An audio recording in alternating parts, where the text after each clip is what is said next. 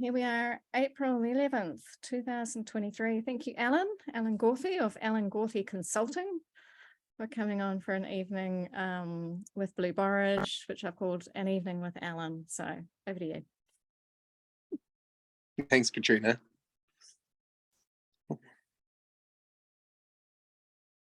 So I think we're going to start off this evening with the night sky, which is one of my favorite topics.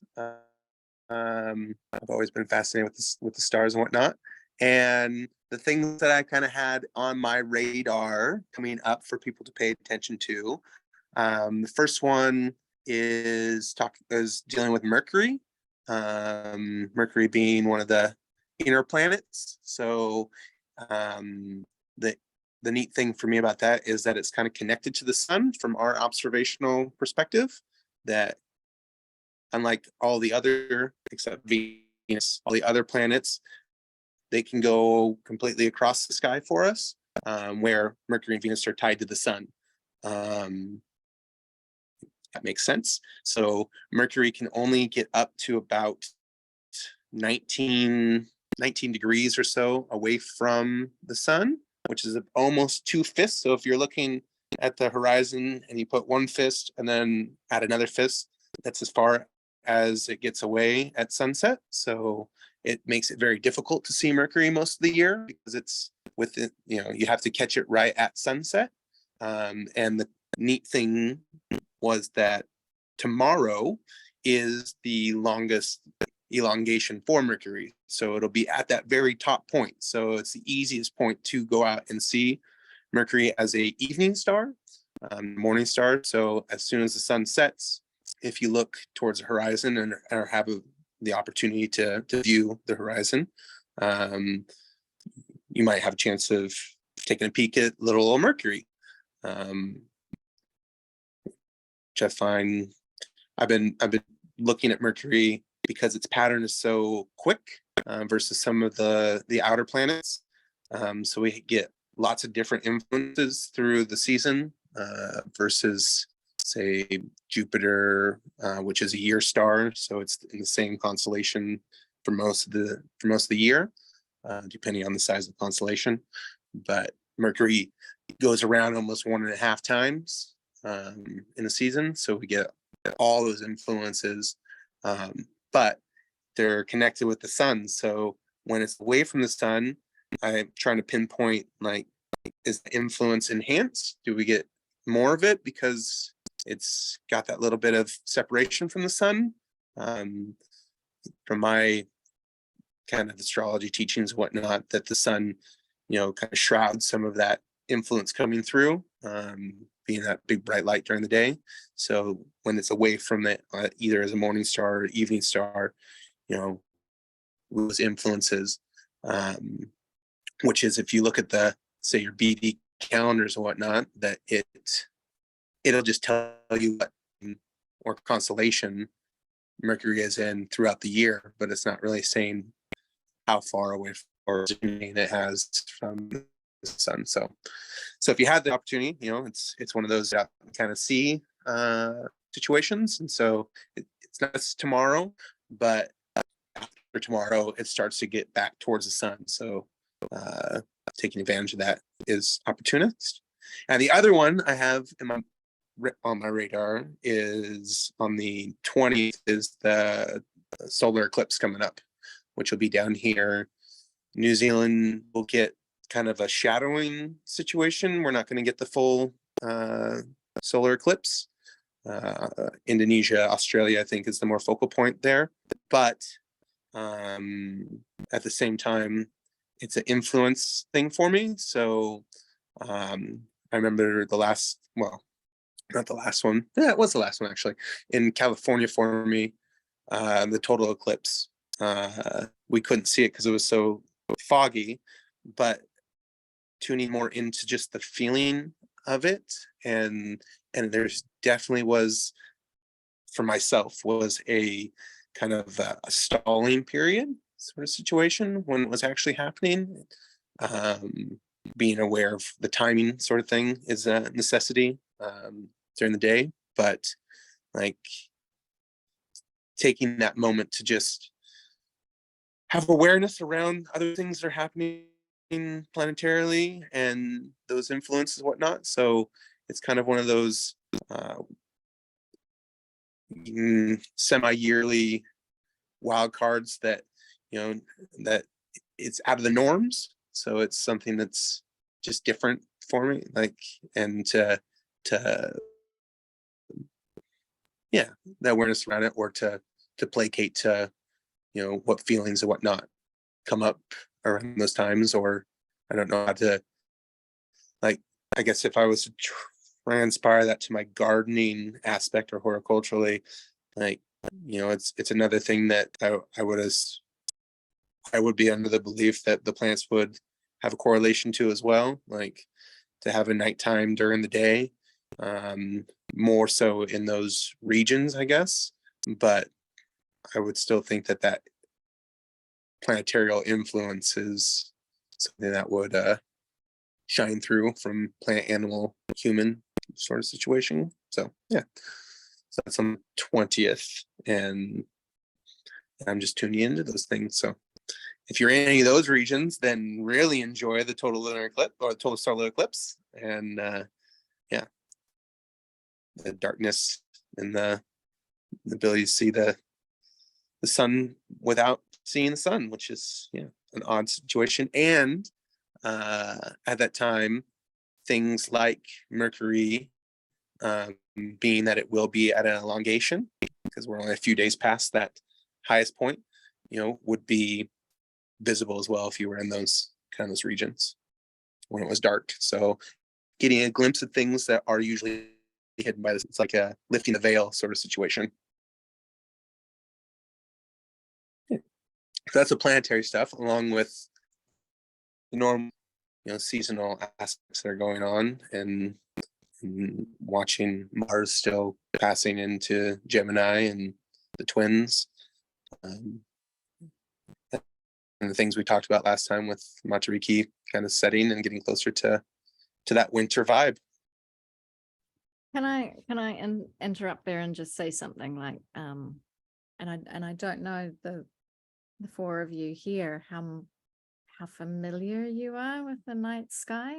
Three of you, sorry, four including me. But like when Alan set me the task of, okay, watch Mars and find this triangle, and I got so frustrated that I just cannot see the constellations that are on the maps. They just don't make sense to me at all. That I've had quite a few nights of like holding my phone up and then getting frustrated. I just turn my glasses on and off, and then it's too bright, and then I can't see the stars, and then I'm looking down, I'm trying to draw a map on the page, and then I go inside and I'm at the computer, and it's just and the thing that has helped me sort of crack it is to figure out which stars I can see that make sense to me day after day after day after day, that I'm starting to go, oh, those two are always along from that one, or I can see this interesting angle or that triangle, and like drawing a map with a big fat marker on a big piece of paper so that I don't need my glasses outside. And then coming inside, and the app that I found most useful is timeanddate.com. It seems to show just the brightest stars, and you can zoom in and zoom out and move the horizon. And I've figured out that from my back porch, I'm looking, I think it's west and northwest. So there's only a tiny wee chunk of the sky that I'm trying to become familiar with. And I think, Alan, last time we talked about this maybe a year ago, and you were trying to explain the ecliptic to me. I couldn't grasp it. Ecliptic is just the equator expanded out into space. Yeah, but the galactic plane. And where the galactic plane meet is you have equinoxes, and where they're the furthest apart, you have solstices. So like I got it intellectually, and I'd be looking up at the sky and I just see 360 degrees of stars. I can't see any line that's like, here's your ecliptic. That I think it's only the last 2 months that I've actually been watching the path that these constellations I'm getting familiar with, the path that they travel along. And it's a slow process. like it, you know, but not only before we had the internet, before we had TV, before we, maybe even before we had books and stories, like this is what this was, entertainment, right? The speed of the stars moving across the sky, right?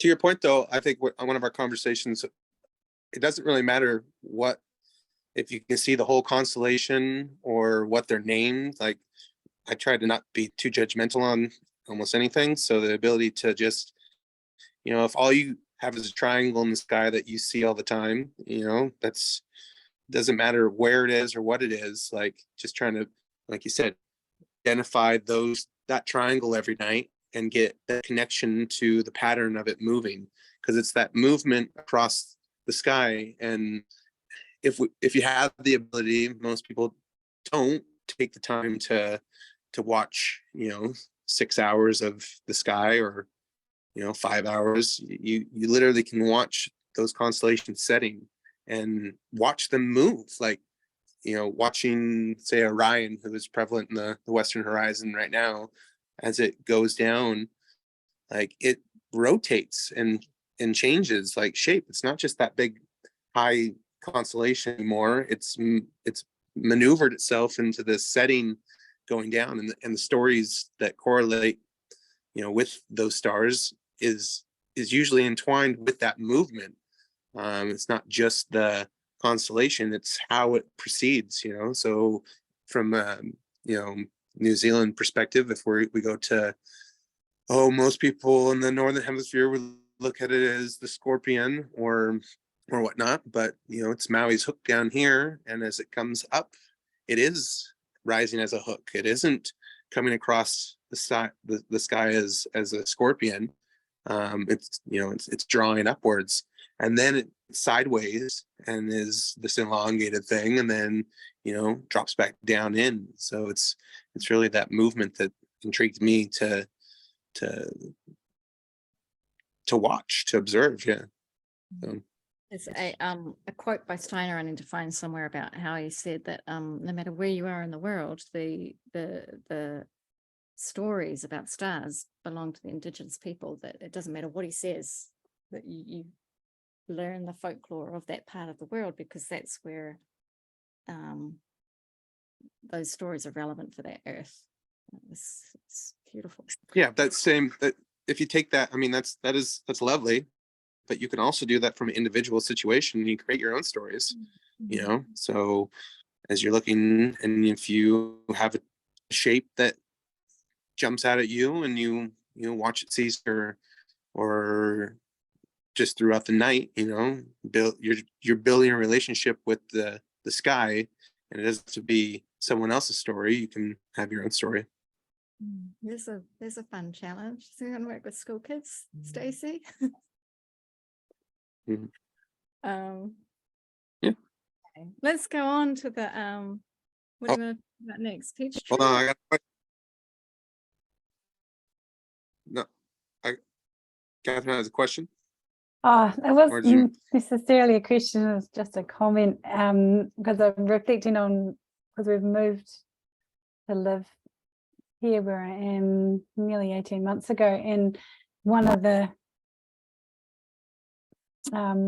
most settling things that I've come to realize after being here for so long now, well, I mean, I've been coming here my whole life, but I haven't lived here before, is the sky, because it's so wide and I can see this thing setting, and so it just gives me this perspective that I didn't have in my other house. And I can really relate to what you were saying, Katrina, about when you've just got this little pocket of sky, and even in town, you know, there's a lot of light pollution, so you can't see the same things that you can when you're out in the country. So yeah, maybe it's not you, maybe it's just location.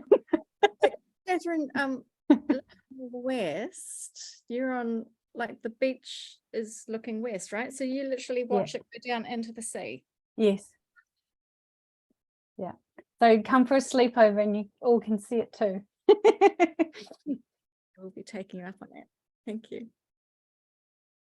So good. Any other comments?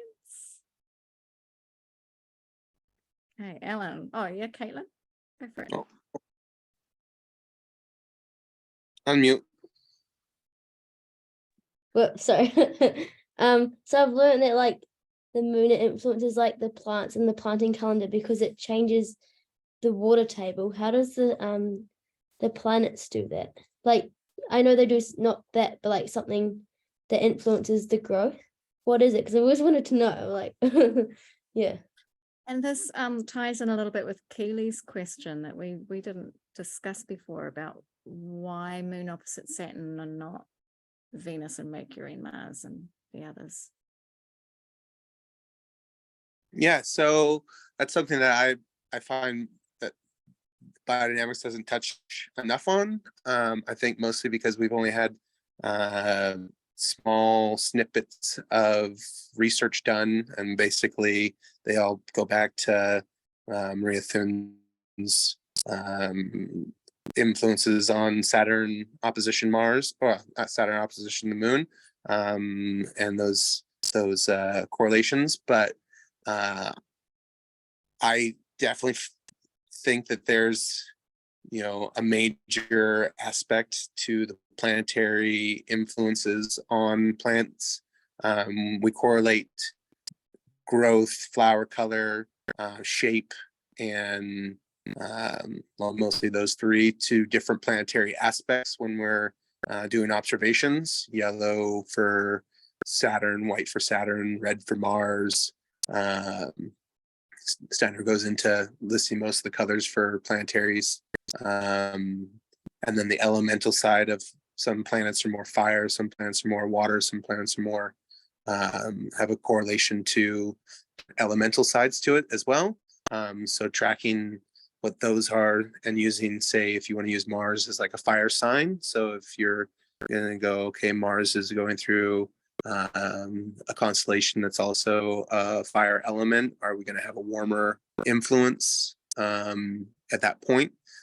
The problem, I think, is in calculating most of that is that it's a long period of time to get all these different influences understood. So I don't have the total answer there, but it's something that I'm very intrigued about.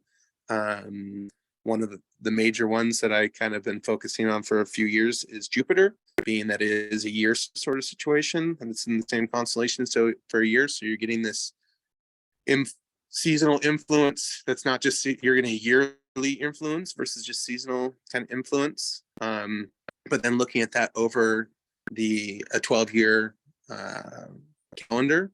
So, and then seeing that repeat. So I got to wait 24 years to get the replay, see if there's any correlation. And then if you're looking at it again, 36 years, sort of thing. So it's a timing aspect, I think, to understand, especially those outer planets.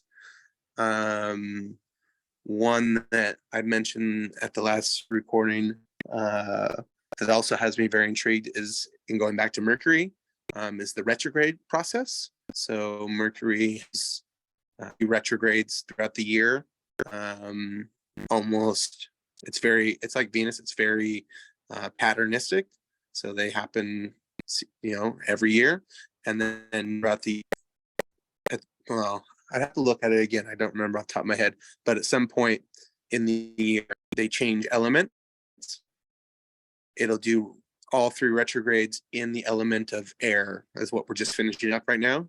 And then the next one will be all three elements in all three different constellations in the element of water, and then earth, and then fire. And so you're getting not just the situation of Mercury in retrograde in say the twins. You're getting the twins, you're getting Libra, the scale, and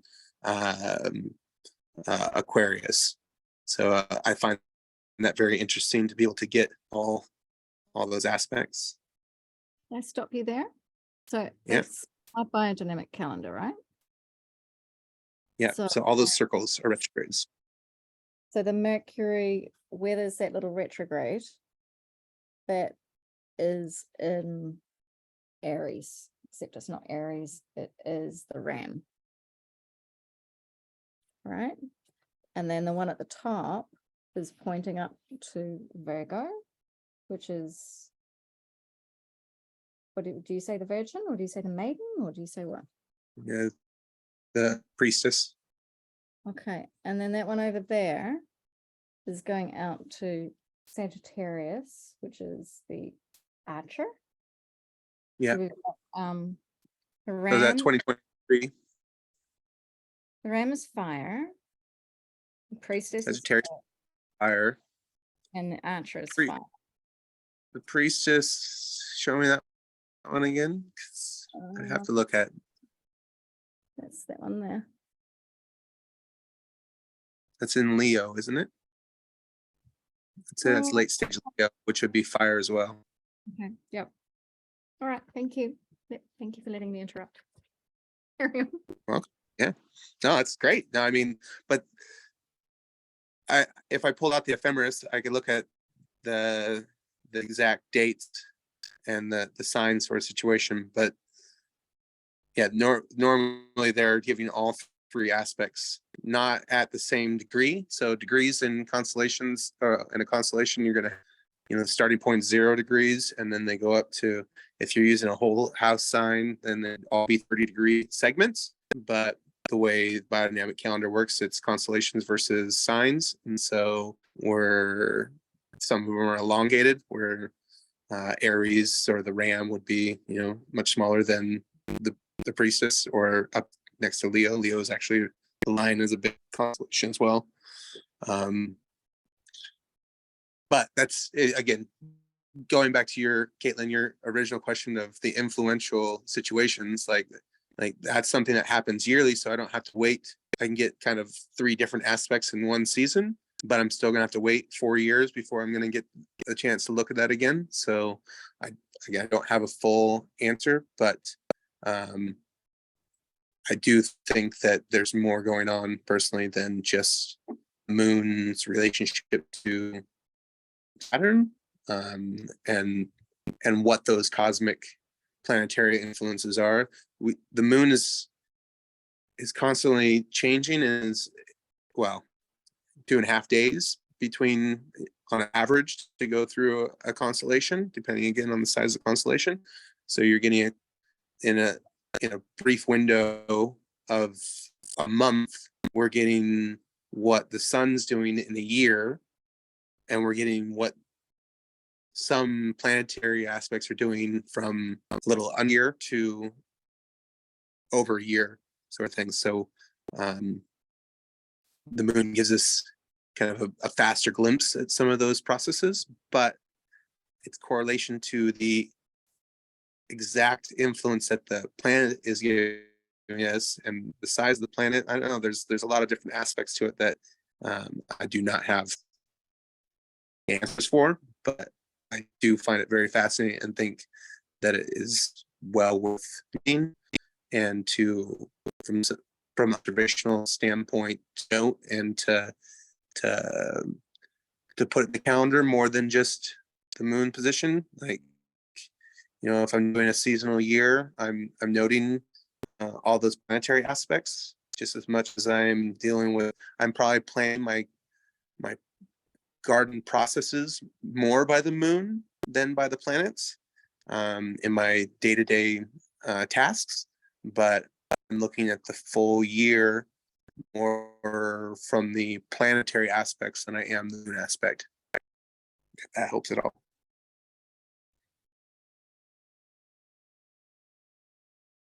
Very cool. Catherine, did you have a question or a comment? Your hand is up. Mute. Question. Yeah. And Katrina, you might remind me if you remember who was talking about this. There was somebody over in America, I think, and they were talking about the altitude and the difference between those of us that are living closer at sea level versus in higher altitudes, and how in those higher altitude places the planets have a bigger impact on the garden. And I just wondered if you had noticed any differences in your observations and coming to a more of a low-lying land at all? Yeah, I don't know if I would totally agree with that concept. I think that the influences are more pronounced because of the shortening of the season, especially if you're looking at it from a growing aspect. Being at a higher altitude, you usually have a shorter growing season for most horticultural situations. But and you might, but your elongation of the crystallization or the downtime, the winter season is elongated versus at a low level. You're getting, depending on where you are in the globe, you're going to get a more balanced or have more warming growing season than at a higher altitude. But I personally would think that the planetary influence is the same because it's planetary versus, it's just that it could be more noticeable because of that smaller window. Had something that was influencing, say, your growth cycle or whatnot, or your flowering cycle, that you would probably correlate it more, and then somebody that had a longer season, they might think that there was more influence from other things. But I think that the year or throughout a year, that those planetary aspects are influencing high elevations and low elevations to the same chord, but just maybe noticeably different for the growing season. Like, yeah, I guess if you were sitting there in January and you were in high altitude, I don't know, 3,000 meters, 3,500 meters, something like that, like, you're going to be paying attention. Well, you're just have small windows hit, like the place I was growing in Oregon. I mean, we have almost 8 months of 7.5 months of winter, and so when you finally were growing, you really had to hit your planting days right. You needed to get your transplants done right. You were very focused on the growing process because it was so short. Versus, say, when I was in Hawaii, like, you could grow all year round, and so your patterning, even though there's still kind of an ebb and flow, you just had a lot more flexibility to the situation versus that smaller window. But again, that's just my opinion. Not to put it, I'm not passing any judgment on anybody else's thought process. I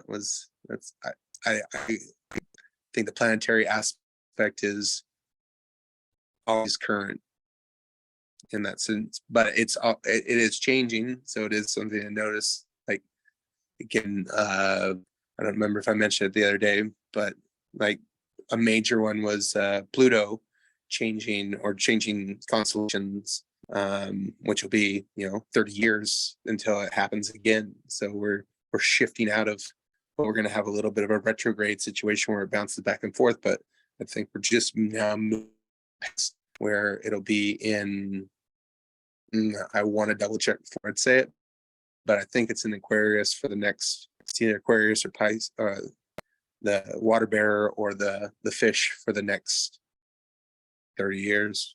So it's like, oh, okay, now, what's that influence going to be? I'm not really sure. That's a hard one to track, because again, to get all the way around the circle is way past my lifetime. Cool. Peach tree or dandelion? What's next? Let's go to Dandelion, because I can kind of knock that one out. I like preparations. Preparations are magic. I enjoy them. So your question was about how you made some 506 and it was unrecognizable in your clay pot. You would put it in a terracotta pot and buried it, and put compost, I think, in with it around the mesentery. It was garden soil, because I didn't want to dig a hole and stick it in, because I'm really bad at finding things that I put in the ground. So it was just garden soil, and then the And your mesentery, best, and then a little bit more soil, and then the lid of the pot, and that whole thing went into the ground. and then when you open it up and get into the center where the mesentery would have been, you couldn't tell anything. It was just all soil. Yeah, couldn't even find a little clump of darker looking compost, or yeah, and there was definitely no animal interference. The lid was well weighted, unless it was ants, but I doubt it. Okay. Well, my first observation in that is, I guess I'm interested. Could you tell me how you sewed up the mesentery? Was it like a single layer and then you did the sewing it up, or was it a folding situation? I've seen it in multiple different ways, where you put it in the middle and then you fold it over, wrap it as a parcel, and bury it that way. I've seen it as kind of more like a 502, where you make a pouch, sew it, and put it in. The book you were showing earlier has it as a pouch sort of situation, set up one end and then sew up the other side. Yeah, I don't think I had needle and thread out, and it was an unusual shaped piece of mesentery, and there wasn't all that much dandelion that I think I folded and I rolled, and it was kind of a squidgy looking parcel, and I wrapped string around it like a parcel. And no string in the pot either, huh? No, String was gone. All right, It's cool. not. Well, I'm gonna look for the photo now. Well, this. yeah. So I guess my thought process leads to, like, I usually don't put soil in with my 506, basically because of that reason. I also don't put soil in, if you're going to put in a pot, in with 504, the nettle pot as well, because I find that they just kind of disappear and get integrated into whatever material is there. Your bacteria is going to show up and start to break down that stomach lining, and the dandelion itself, isn't really much material. So if the biologicals are going to work and are active, which is a good thing, they're gonna kind of eat away at that material as well. The reason I asked about the parcel sort of situation is I've seen it kind of more folded over and as a thicker kind of layering, and I've seen where you open it up and it almost hasn't changed. The dandelions are still kind of sitting there. They have a different smell to them, but it's almost like they, on the other end, haven't broken down. Now, again, I don't know which. I would use either material sort of thing, but from the biological side, and expressing not the energetic side, but the living organism side of the preparation into, say, a compost or whatnot, that I would still probably use whatever material you got in your pot. I would probably just add more, just because you have a percentage that's, some sweet soil or living dirt too, but the preparation wouldn't be as concentrated. So I'd probably add more of it to my compost pile than the normal thumbnail size, teaspoon size amount into a ball of dung, and then dropping that into my compost pile. I would put, like I said, I'd probably put straw in that terracotta pot. So I would take some dry straw. I would line my pot with that instead. That way I can differentiate between the straw and the dirt. Kind of at the end of it, you might have a little bit of the straw breaking down, but that Now you are adding somewhat of an air influence to your flower prep. Kind of on the leafy fire side of the elemental preparation.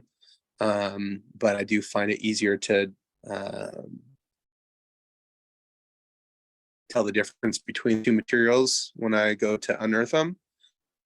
So I usually put the straw in there, and then I will use a little rainwater, add that kind of to not soak, but moist, like a few spatterings of rainwater in there, just to keep the moisture, because the straw can dry out the material that's in there as well. And I don't really want that to happen, because I do want that process to happen, to go through kind of the decomposition situation.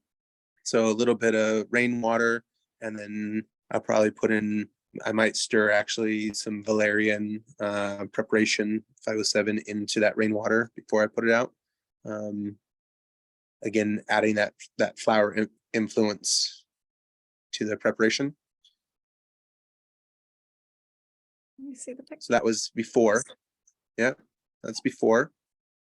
And then everything was gone. So you have some really lovely living soil that you put in there. That probably was full of little bugs, and yeah, those are great looking dandelions. Some of them were pretty fluffy. Yeah, sure.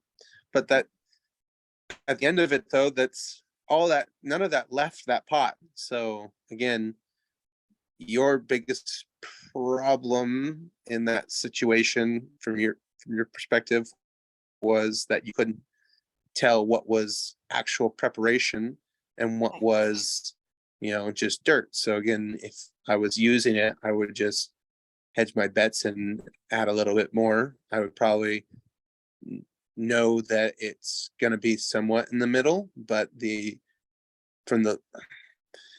not the energetic, but the living aspect for me, most of those preparations are, well, not the only situation, but a big part of it for me is that embodiment. So the bacteria and the fungi and things that would come from that material in there are still going to be, should be still prevalent. And by putting those in your compost pile, you're inoculating your compost pile with these beneficial organisms to spread and to multiply and add more life to your compost. Cool. So I wouldn't say as a negative, but I would try that maybe next time. Yep. Adding, some straw sort of situation instead. Because And if you ever, you've Where's got, the rock that was on top? Like, there's no way anything got into that. nobody's gonna dig it up, and same with like stinging nettle prep. So stinging nettle is just basically stinging nettle prep buried in the ground. Not prep, stinging nettle, kind of left out in the sun to semi-dehydrate a little bit for a couple hours and then buried, and can be very difficult to find again in a clay pot or not, especially if you put dirt in with it. You'll just end up with dirt with stinging nettle preparation in it. So either not putting dirt in there at all or adding straw to it is another way of lining the pot to try to be able to find the prep at the end. Stinging nettle, I probably wouldn't add anything to it. I would just add the stinging nettle to the pot personally. And that way everything that was in the pot was just the broken down stinging nettle. Good. Thank you. Yeah. On to the peaches. Peaches.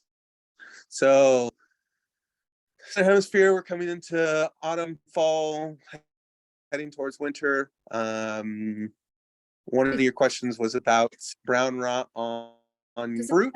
Peach trees? Just curious if the stone fruit question is shared by other people. No. I heard a lot Sorry. Rockland this season. What was the question? Sorry. Oh, I missed it. peach trees. Do you have any peach trees? One, yeah. And Caitlin, stone fruit down your way? And also I'm aware that it's nearly 8 o'clock, that if you need to slip away, it's fine. But thank you, Alan. Take it away. Yeah, diving into it. So your question was about, first off, was about fruit care. So you have brown rot, which is usually a moisture content situation, versus say something like a apple that gets a bug infestation or something like that. It's not a larvae. It's more of a rot. So I think the easiest, well, depends on how much your tree is infected by the situation, but it's usually going to be water sitting on the stem and then working its way into the fruit and then rotting itself, and it's going to show up on the bottom of the fruit as it slowly works down. Things to try to mitigate that are to try to increase your silica. So I would be making sure that if I'm doing stone fruit or most fruit, I'm probably spraying 501 at least once a month. I find, especially up north, where it's much more of a earth element green water versus say down here in central, where it's definitely more of the dry fire side of things. And with the seasonal influences of all of the water from last year, that I would be putting on more silica, and I would be putting on horsetail after every time it rained. I know that would have been heaps this last year because it seemed to rain all the time up north. But it's another way of just trying to remove some of that extra moisture content from the fruiting body. Yeah, so using the preps that way to try to and mitigate moisture content. And then outside of that, probably soil care. So like if I was continually getting that every year, I would be looking at drainage. So at this time of year, I would be, if I'm always having a tree that has wet, a water situation, I'd be looking at trying to add sand to my compost. I'd probably have a heavier sand to compost ratio, maybe a 50-50 sort of situation as a feed out each year. So I'm trying to build more drainage. I'd be looking to see what type of plants are at the bottom. So, if it's the typical kind of like comfrey or wet water influenced plants around the base, I might be trying to remove them earlier in the season, or probably cutting that off and putting the leaves more out towards the outer rim of the tree zone. So look at the canopy and then working downwards from the outside of the leaf, the outside of the branches, instead of having it near the stem or the trunk, just to try to again create more warmth and not have a water rot situation going on. What do you mean by that? Look at the canopy. Are you talking about shaping and pruning? Oh yeah. So if you have your peach tree, which is usually going to be in kind of a vase sort of shape going outwards. So if I have a bunch of leafy, especially comfrey, it's a classic one that people want to plant underneath, which is not a bad situation. It creates that drainage by the taproot, but all that foliage, if it's a really wet year, you might have a lot of leafy greens on top, and a lot of mold, which can semi-influence that tree. So cutting off that green material and pushing it out towards the edge of the tree boundary versus having it up against the trunk. So what I mean about the canopy is picturing my tree, what I have there, finding the outmost edge of it, and then planting, dropping that around the edge as a feed for the root system. Still, it's still going to kind of influence your tree, but you're just getting away from that, from the trunk, and allowing more warmth to come up, and it'll try to mitigate some of the water pressure, because again, something like that plant has a lot of moisture in its leaf. So as it's sitting there, you're getting a transfer of energy into your fruit. So you're getting that water influence onto your fruit. And you're trying to not have that. So by getting rid of that rot. But I'd also be doing the horsetail and the silica or the 501 sprays very liberally in a wet zone like that. Down here in the dry zone, I wouldn't be spraying as much 501. I would just be doing the horsetail. I'd still do my 501 more towards the end of the fruiting season, where I'm looking at increasing the brick levels or the sugar content, and I'd probably do one after flowering as well, after fruit sets, just to encourage that fruit. But I wouldn't be doing it monthly like I would be up north. But every time it would rain down here, especially towards the latter part of the growing season for apricots, cherries, peaches, whatever that stone fruit is, I'd be doing the horsetail afterwards, just again to try to remove some of that moisture content from the fruit itself, not so much on the ground. I'd be spraying that on the tree, on the canopy, and the fruits. Oh, As a fine mist, because you don't want to add more moisture to the top of your fruit as you're by doing that. So it's not like it's not big drops, it's just a fine little mist, and the silica then as it dries, absorbs and takes that moisture out of that system. cool. Which then leads you up to pruning this time of year. So we're going into kind of season where things start to, the leaves are changing down here. I imagine they're changing up north as well. But and I've actually had a few other people talking about pruning fruit trees. And so if the leaves are still on, it's not a no-go for me. It's just, again, an awareness of what you're doing. So if you do end up pruning, especially on warm days, your sap flow, you might end up with peach trees, especially like to really push that sap out those cuts. So I would definitely be making sure as soon as I made any cuts, especially any larger cuts, that I was tree pasting them and putting a pretty good thick cap on them, just to try to keep them from oozing out too much of that sap. It's a